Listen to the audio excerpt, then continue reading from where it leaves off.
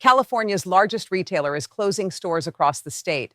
6 locations have already shut their doors permanently, and rumors of hundreds more closures are spreading from the Central Valley to the coast. Walmart cites rising operational costs and growing regulatory pressure, but the reality is far more complex and far more alarming than most people realize.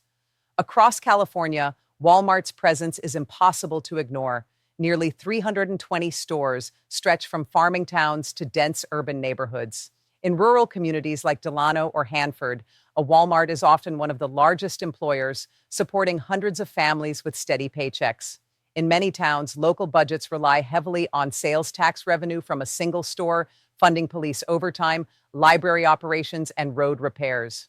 When a Walmart closes, these communities face sudden financial gaps that can exceed $1 million annually.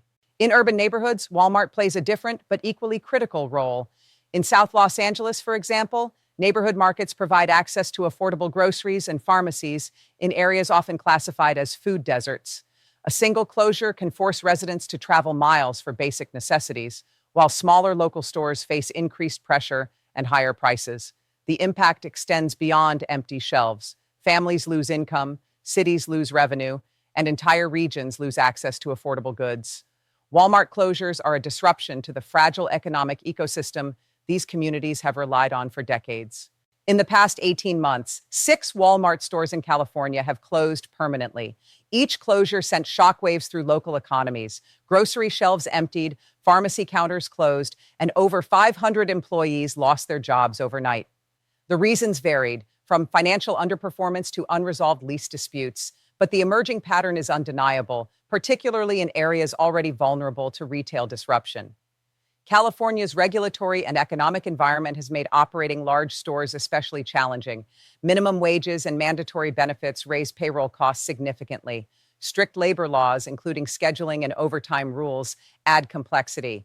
Environmental mandates force costly upgrades and new disposal systems, while permitting delays can last years.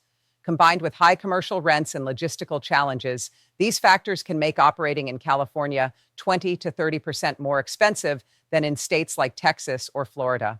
These pressures aren't hypothetical. Across the state, companies from tech to energy have relocated or scaled back operations due to the high cost of doing business. For Walmart, already operating on thin margins, these cumulative costs represent a serious challenge to the sustainability of its California model. The consequences are deeply human. In rural towns, residents may now face 30 to 40-minute drives for groceries or pharmacy services. Seniors and those without reliable transportation are especially affected. Local suppliers lose contracts, and city budgets face painful shortfalls. For many families, the loss of a single store can be devastating. Workers on the ground face a difficult choice: keep a modest job or face unemployment. Policies intended to protect employees and consumers, combined with rising operational costs, are now contributing to job losses and reduced access to essential goods.